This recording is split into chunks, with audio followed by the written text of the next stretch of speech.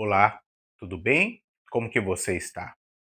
O nosso conteúdo de hoje é o conteúdo da neurologia e um conteúdo importantíssimo no mês do agosto laranja. É, é o mês de conscientização da esclerose múltipla. Eu tenho certeza que você já ouviu falar em várias doenças desmielinizantes e ou que afetam o sistema nervoso, a esclerose múltipla, a esclerose lateral amiotrófica, a miastenia graves, o Guillain-Barré, todos eles com afecções em espaços e estruturas diferentes do sistema nervoso. Hoje o nosso conteúdo é sobre a esclerose múltipla. Bem, esclerose múltipla como doença desmielinizante. Primeiramente, trata-se de uma patologia autoimune, sim, uma patologia pela qual a estrutura nervosa será progressivamente destruída por autoanticorpos, uma clássica representação de doença autoimune, destruição tissular por autoanticorpos. Tem causa poligênica. Entretanto, o HLA-DR-B1 é um dos antígenos de imunohistocompatibilidade responsáveis pela formação de autoanticorpos.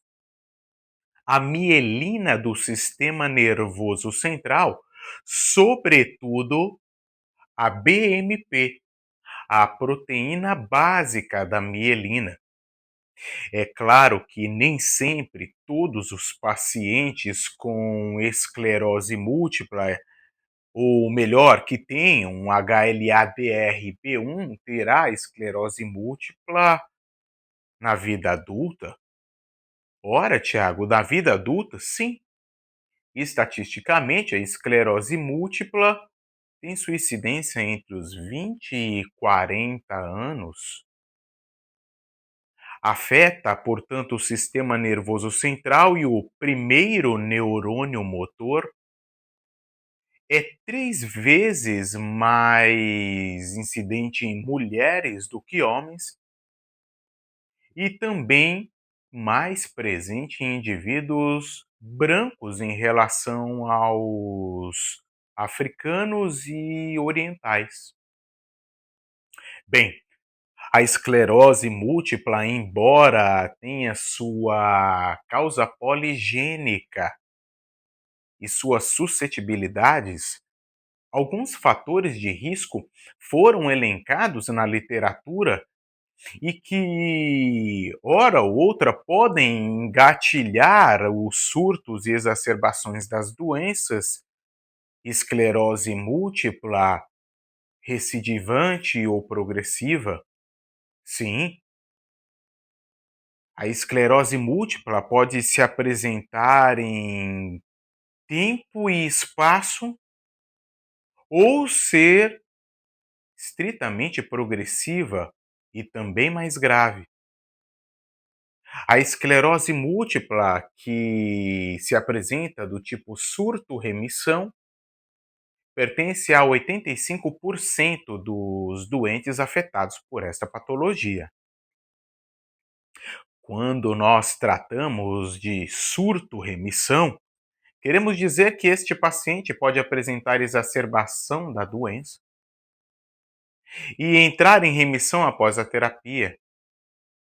E quando especificamente falamos em tempo e espaço, é porque ela acontece eventualmente. E também em anatomias diferentes, espaços diferentes. Anatomias do sistema nervoso central, com afecções piramidais, com ataxia, com tremores. E diante desta separação, vamos continuar aos fatores de risco que engatilham essa doença.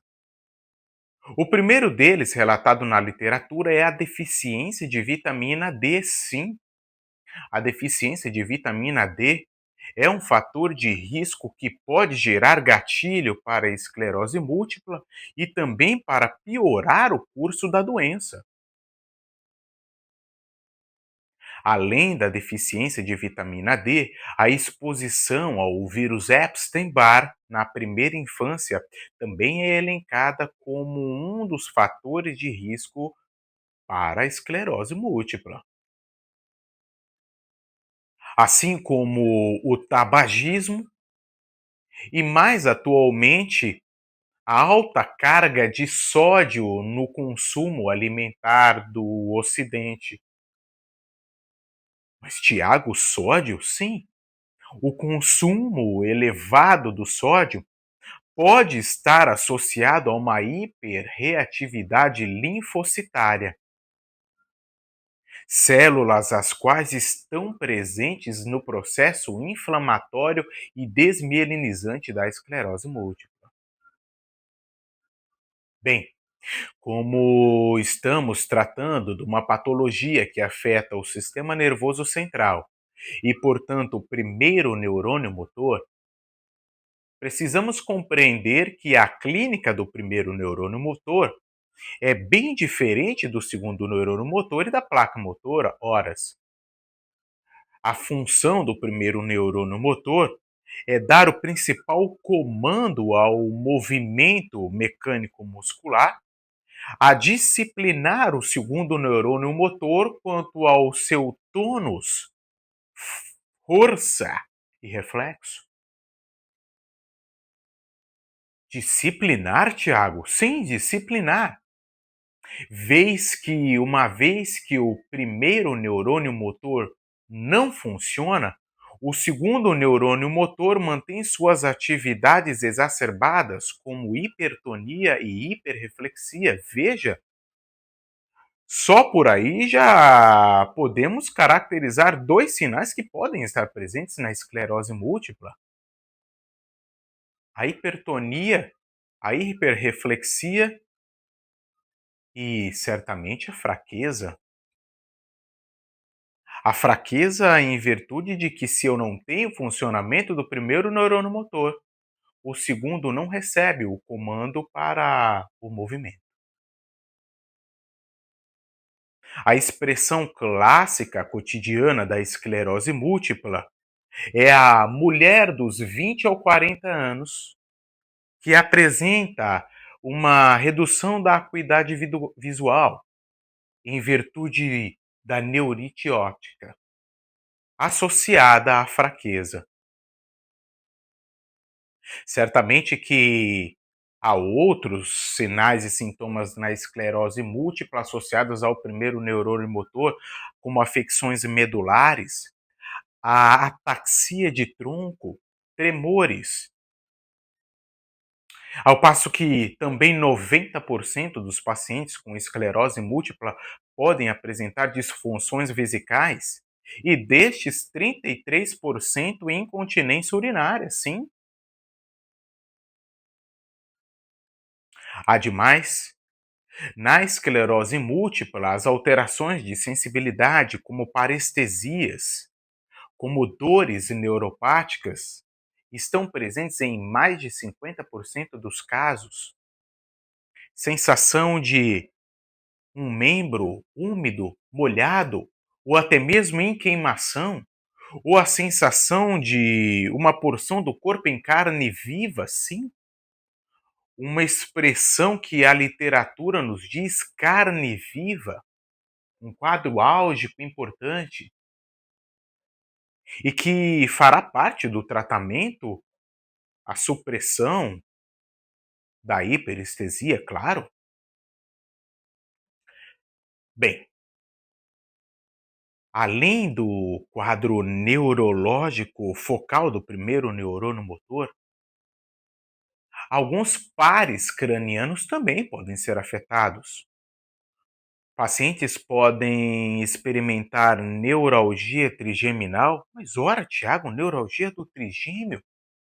Mas É um nervo periférico? Você está falando de primeiro neurônio motor, que é central?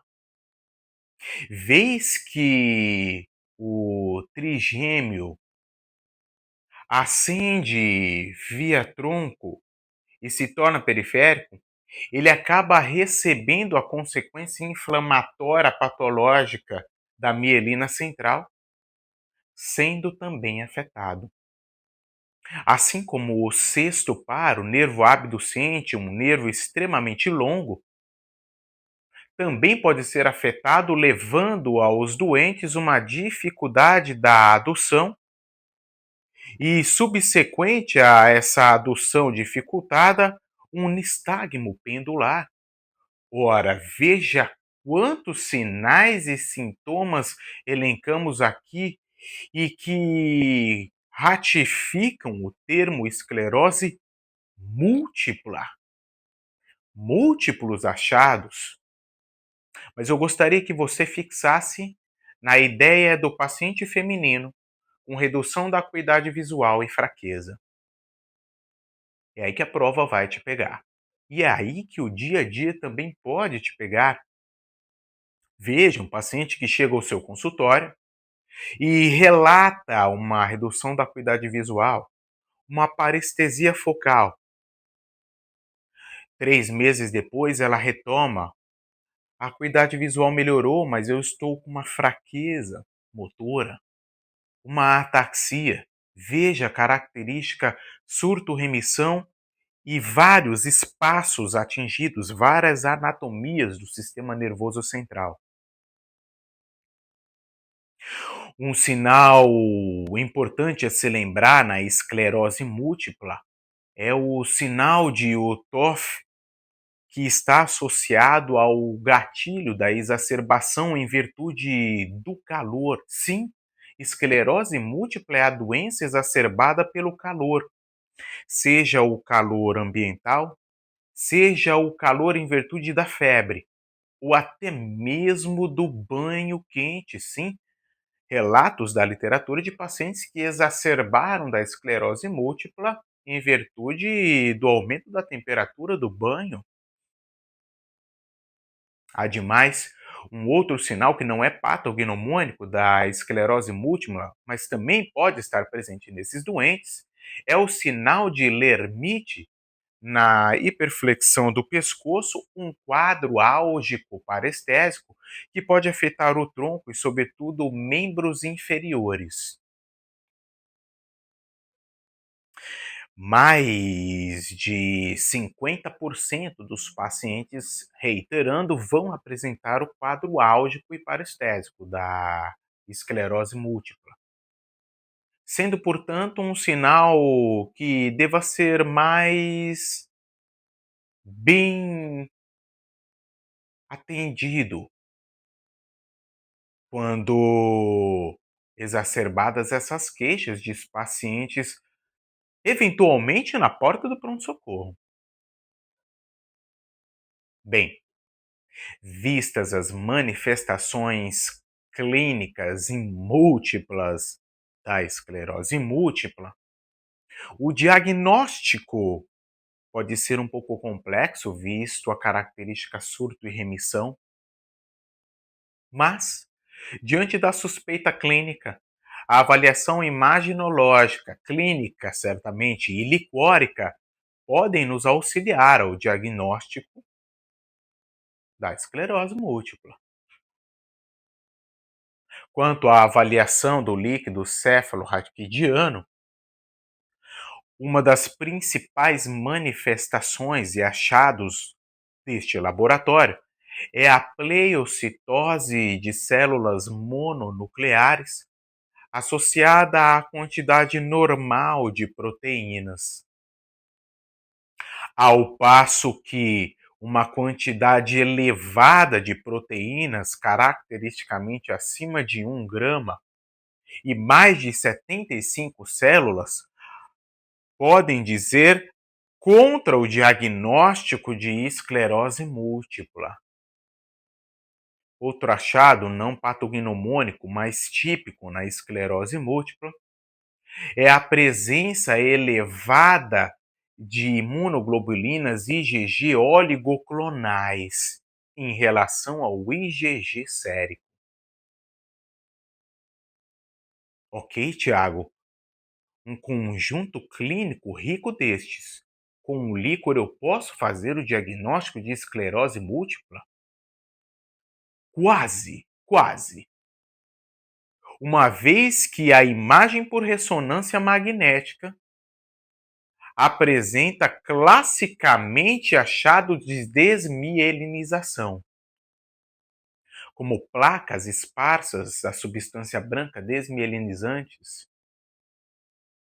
a presença de achados desmielinizantes medulares, lesões em forma dátilas, de dedos sim, periventriculares chamadas dedos de Dawson, também são características da esclerose múltipla, assim também como a neurite retrobulbar, poupando, na maioria das vezes, a papila óptica. Os achados surto-remissão em mulheres de 20 a 40 anos, brancas, com sintomas de primeiro neurônio motor, e achados de desmielinização em ressonância magnética, sim, dizem muito a favor da esclerose múltipla. E deve ter sido feito o seu diagnóstico precocemente, a fim de que a terapia precoce pode evitar sequelas neuronais. Ademais, ainda no achado da ressonância magnética, a quebra da barreira hematoencefálica também pode levar ao surgimento de lesões do tipo extravasamento de contraste do gadolínio em meio ao parênquima encefálico. Ok, Tiago? Então você disse que é uma patologia com afecções múltiplas e que ela tem surto e remissão ou pode ter uma forma progressiva. Sim, é bem verdade. E é em relação ao surto e remissão que priorizaremos o tratamento para que o nosso doente não apresente múltiplas sequelas ou até possamos reduzir o agravamento dessas lesões neuronais, visto que, embora haja como antígeno a mielina e proteína básica de mielina, também está relatado na literatura a destruição axonal desses doentes, causando, em mais de 20% dos casos, perda da mobilidade no futuro. Perda importante de funções em virtude da destruição axonal. Portanto, para pacientes que apresentem surto, os glicocorticoides são a primeira linha de tratamento. Especificamente a metilprednisolona. Sim, faremos uma pulsoterapia com doses de 500 miligramas a 1 grama diário por 3 a 5 dias. E eventualmente com reduções progressivas dessas doses via orais, com 80 a 60 miligramas dia sendo desmamadas por cerca de 2 semanas. Para os quadros de manutenção da esclerose múltipla, lançaremos mão de imunomoduladores biológicos. E um dos principais estudados e que tem benefício na gravidade das sequelas é o interferon beta. Embora com propriedades antivirais, também tem propriedades anticitocínicas importantes nos enfermos com esclerose múltipla, com efeitos de reduzir o número de exacerbações, de evitar sequelas mais graves. Outra medicação também utilizada em pacientes com esclerose múltipla, e não tão menos importante do que o interferon, é o fingolimod ou o natalizumab. Claro que a escolha dessa terapia de manutenção se dará dentro do contexto de efeitos colaterais, de adaptação, mas nenhuma delas pode ser considerada tão menos importante ou mais importante do que as outras, visto que cada paciente se comporta de forma diferente com os seus usos peculiares.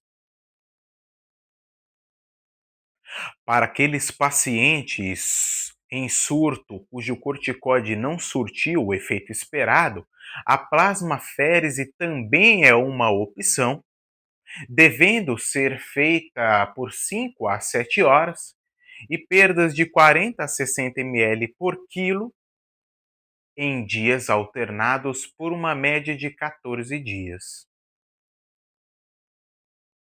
A depressão, a variação de humor também é um achado em pacientes com esclerose múltipla, ora primários à doença ou secundário ao sofrimento progressivo, ao abalo psicogênico, e também deve ser tratado. A medicação de escolha para os enfermos com esclerose múltipla é o carbolítio na doses de 300 miligramas 2 vezes por dia. E para aqueles pacientes que sofrem com a hiperestesia de alguns membros, a carbamazepina é a medicação de escolha para o tratamento da hiperestesia, do quadro álgico dos pacientes com esclerose múltipla. Bem, para a forma progressiva da doença, não será usado corticoide horas, porque, como dizíamos, ele é usado para o surto, e na forma progressiva não teremos surto, teremos um comportamento progressivo da doença, portanto mais grave, com sequelas progressivas também mais graves.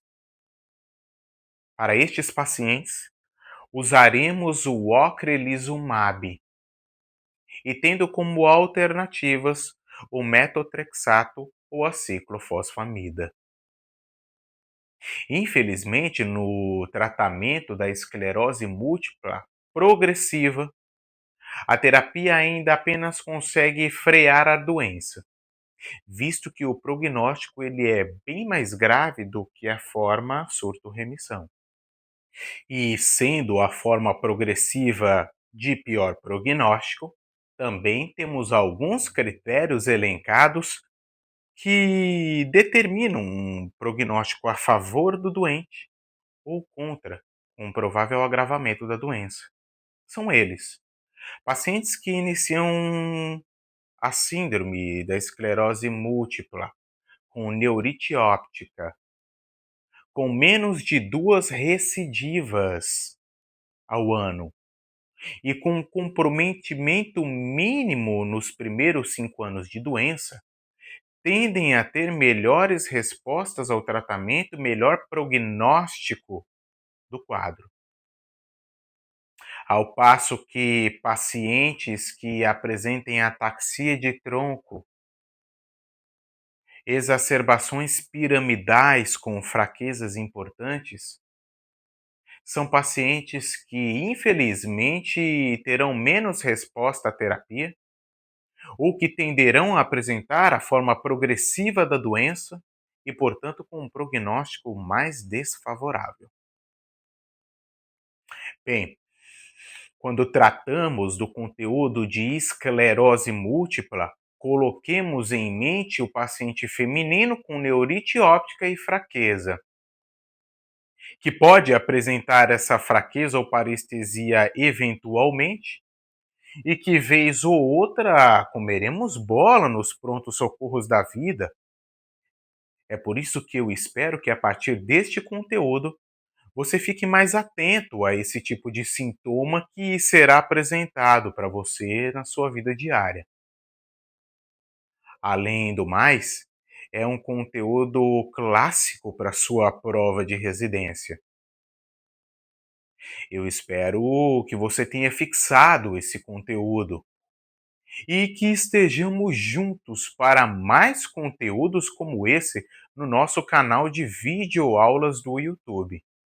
Eu vou ficar muito feliz se você continuar me acompanhando por aqui. Tchau!